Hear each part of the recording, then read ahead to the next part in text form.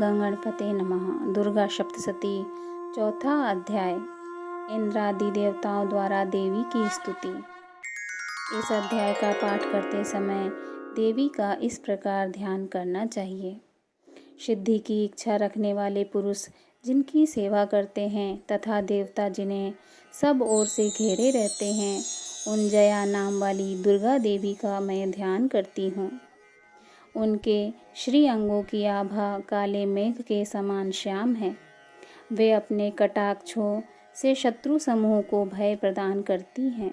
उनके मस्तक पर आबद्ध चंद्रमा की रेखा शोभा पाती है। वे अपने हाथों में शंख, चक्र, कृपाण और त्रिशूल धारण करती हैं। उनके 3 नेत्र हैं।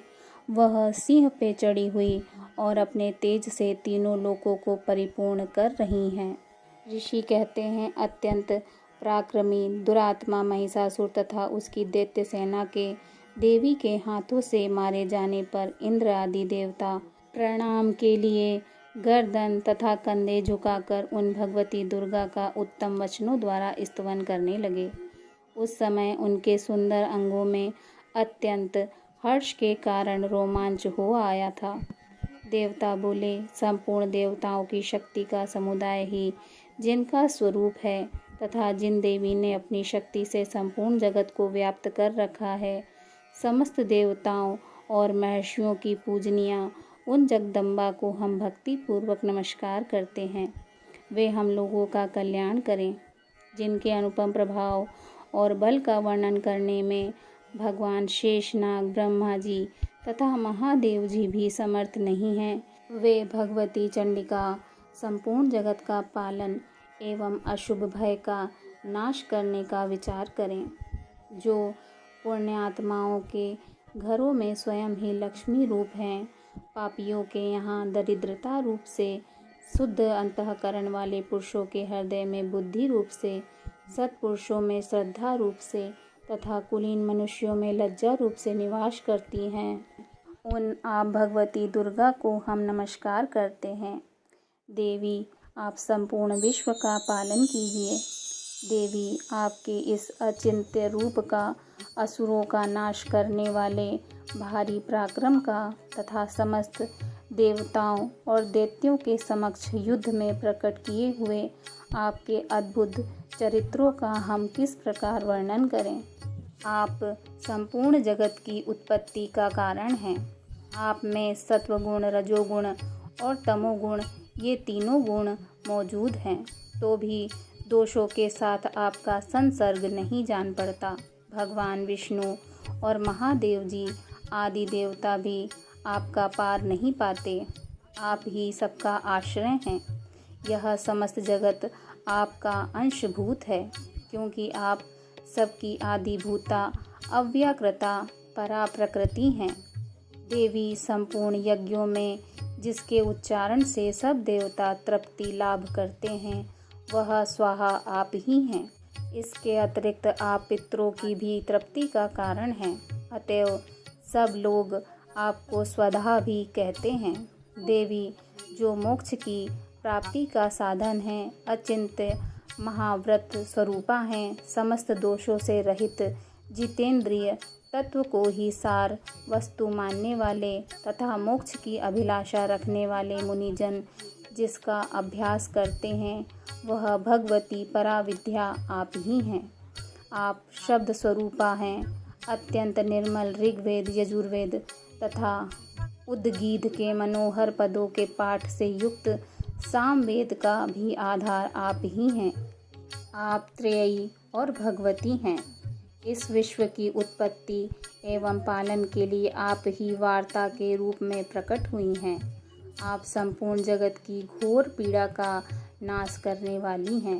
देवी, जिससे समस्त शास्त्रों के सार का ज्ञान होता है, वह मेधा शक्ति आप ही हैं। दुर्गम भव सागर से पार उतारने वाली नौका रूपी दुर्गा देवी भी आप ही हैं। आपकी कहीं भी आसक्ति नहीं है। कैटभ के शत्रु भगवान विष्णु के वक्ष स्थल में एकमात्र निवास करने वाली भगवती लक्ष्मी तथा भगवान चंद्रशेखर द्वारा सम्मानित गौरी देवी भी आप ही हैं। आपका मुख मंद मुस्कान से सुशोभित, निर्मल, पूर्ण चंद्रमा के बिंब का अनुकरण करने वाला और उत्तम सुवर्ण की मनोहर कांति से कामनीय है। तो भी उसे देखकर महिषासुर को क्रोध हुआ और सहसा उसने उस पर प्रहार कर दिया। यह बड़े आश्चर्य की बात है। देवी वही मुख जब क्रोध से युक्त होने पर उदय काल के चंद्रमा की भांति लाल और तनी हुई भुवों के कारण विकराल हो उठा, तब उसे देखकर जो महिषासुर के प्राण तुरंत नहीं निकल गए, यह उससे भी बढ़कर आश्चर्य की बात है। क्योंकि क्रोध में भरे हुए यमराज को देखकर भला कौन जीवित रह सकता है। देवी आप प्रसन्न हो। परमात्मा स्वरूपा आपके प्रसन्न होने पर जगत का अभ्युदय होता है और क्रोध में भर जाने पर आप तत्काल ही कितने कुलों का सर्वनाश कर डालती हैं। यह बात अभी अनुभव में आई है, क्योंकि महिषासुर की यह विशाल सेना क्षण भर में आपके कोप से नष्ट हो गई है। सदा अभ्युदय प्रदान करने वाली आप जिन पर प्रसन्न होती हैं, वे ही देश में सम्मानित होते हैं। उन्हीं को धन और यश की प्राप्ति होती है। उन्हीं का धर्म कभी शिथिल नहीं होता तथा वे ही अपने हष्टपुष्ट स्त्री पुत्र और भृत्यों के साथ धन्य माने जाते हैं। देवी आपकी ही कृपा से पुण्यात्मा पुरुष प्रतिदिन अत्यंत श्रद्धापूर्वक सदा सब प्रकार के धर्मानुकूल कर्म करता है और उसके प्रभाव से स्वर्ग लोक में जाता है। इसलिए आप तीनों लोकों में निश्चय ही मनोवांछित फल देने वाली हैं। माँ दुर्गे आप स्मरण करने पर सब प्राणियों का भय हर लेती हैं और स्वस्थ पुरुषों द्वारा चिंतन करने पर उन्हें परम कल्याणमयी बुद्धि प्रदान करती हैं। दुख, दरिद्रता और भय हरने वाली देवी आपके सिवा दूसरी कौन है, जिसका चित्त सबका उपकार करने के लिए सदा ही दयार्द रहता हो। देवी इन राक्षसों के मारने से संसार को सुख मिले तथा ये राक्षस चिरकाल तक नरक में रहने के लिए भले ही पाप करते रहे हों, इस समय संग्राम में मृत्यु को प्राप्त होकर स्वर्ग लोक में जाएं। निश्चय ही यही सोचकर आप शत्रुओं का वध करती हो। आप शत्रुओं पर शस्त्रों का प्रहार क्यों करती हैं? समस्त अस्त्रों को दृष्टिपात मात्र से ही भस्म क्यों नहीं कर देती? इसमें एक रहस्य है। ये शत्रु भी हमारे शस्त्रों से पवित्र होकर उत्तम लोक में जाएं, इस प्रकार उनके प्रति भी आपका विचार अत्यंत उत्तम रहता है। खड्ग के तेज पुंज की भयंकर दीप्ति से तथा आपके त्रिशूल के अग्रभाग की धनीभूत प्रभा से चौंधिया कर जो असुरों की आंखें फूट नहीं गईं, उनमें कारण यही था कि वे मनोहर रश्मियों से युक्त चंद्रमा के समान आनंद प्रदान करने वाले आपके सुंदर मुख का दर्शन करते थे। देवी आपका शील दुराचारियों के बुरे बर्ताव को दूर करने वाला है। साथ ही यह रूप ऐसा है जो कभी चिंतन में भी नहीं आ सकता और जिसकी कभी दूसरे से तुलना भी नहीं हो सकती, तथा आपका बल और पराक्रम तो उन दैत्यों का भी नाश करने वाला है जो कभी देवताओं के पराक्रम को भी नष्ट कर चुके थे। इस प्रकार आपने शत्रुओं पर भी अपनी दया ही प्रकट की है। वरदायिनी देवी, आपके इस पराक्रम की किसके साथ तुलना हो सकती है, तथा शत्रुओं को भय देने वाला एवं अत्यंत मनोहर ऐसा रूप भी आपके सिवा और कहाँ है। हृदय में कृपा और युद्ध में निष्ठुरता, ये दोनों बातें तीनों लोकों के भीतर केवल आप में ही देखी गई हैं। माता, आपने शत्रुओं का नाश करके इस समस्त त्रिलोकी की रक्षा की है। उन शत्रुओं को भी युद्ध भूमि में मारकर स्वर्ग लोक में पहुंचाया है तथा उन मदैत्यों से प्राप्त होने वाले हम लोगों के भय को भी दूर कर दिया है। आपको हमारा नमस्कार है। देवी, आप शूल से हमारी रक्षा करें। अम्बिके, आप खड्ग से भी हमारी रक्षा करें तथा घंटा की ध्वनि और धनुष की टंकार से भी हम लोगों की रक्षा करें। चंडिके, पूर्व, पश्चिम और दक्षिण दिशा में आप हमारी रक्षा करें तथा ईश्वरी अपने त्रिशूल को घुमाकर आप उत्तर दिशा में भी हमारी रक्षा करें। तीनों लोकों में आपके जो परम सुंदर एवं अत्यंत भयंकर रूप विचरते रहते हैं, उनके द्वारा भी आप हमारी तथा इस भूलोक की रक्षा करें। अंबिके, आपके कर पल्लवों में शोभा पाने वाले खड्ग, शूल और गदा आदि जो अस्त्र हों, उन सब के द्वारा आप सब ओर से हम लोगों की रक्षा करें।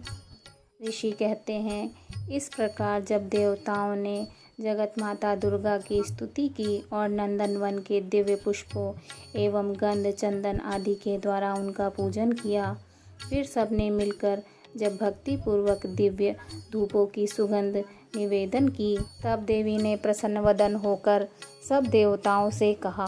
देवी बोली, देवताओं, तुम सब लोग मुझसे जिस वस्तु की अभिलाषा रखते हो उसे मांगो। देवता बोले, भगवती ने हमारी सब इच्छा पूर्ण कर दी है, अब कुछ भी बाकी नहीं है, क्योंकि हमारा यह शत्रु महिषासुर मारा गया है। महेश्वरी, इतने पर भी यदि आप हमें और वर देना चाहती हैं, तो हम जब जब आपका स्मरण करें, तब तब आप दर्शन देकर हम लोगों के महान संकट को दूर कर दिया करें। तथा प्रसन्नमुखी अंबिके, जो मनुष्य इस स्तोत्र द्वारा आपकी स्तुति करे, उसे वित्त, समृद्धि और वैभव देने के साथ ही उसकी धन और स्त्री आदि संपत्ति को भी बढ़ाने के लिए आप सदा हम पर प्रसन्न रहें। ऋषि कहते हैं, राजन, देवताओं ने जब अपने तथा जगत के कल्याण के लिए भद्रकाली देवी को इस प्रकार प्रसन्न किया, तब वे तथास्तु कहकर वहीं अंतर ध्यान हो गईं। भूपाल, इस प्रकार पूर्व काल में तीनों लोकों का हित चाहने वाली देवी जिस प्रकार देवताओं के शरीर से प्रकट हुई थी, वह सब कथा मैंने कह सुनाई। अब पुनः देवताओं का उपकार करने वाली वे देवी दुष्ट दैत्यों तथा शुंभ निशुंभ का वध करने एवं सब लोगों की रक्षा करने के लिए गौरी देवी के शरीर से जिस प्रकार प्रकट हुई थी, वह सब प्रसंग मेरे मुँह से सुनो। मैं उसका तुमसे यथावत वर्णन करता हूँ। इस प्रकार श्री मार्कंडेय पुराण में सर्वाणिक मनवंतर की कथा के अंतर्गत देवी महात्म्य में सक्रादि स्तुति नामक चौथा अध्याय पूरा हुआ। प्रेम से बोलिए जय माता की।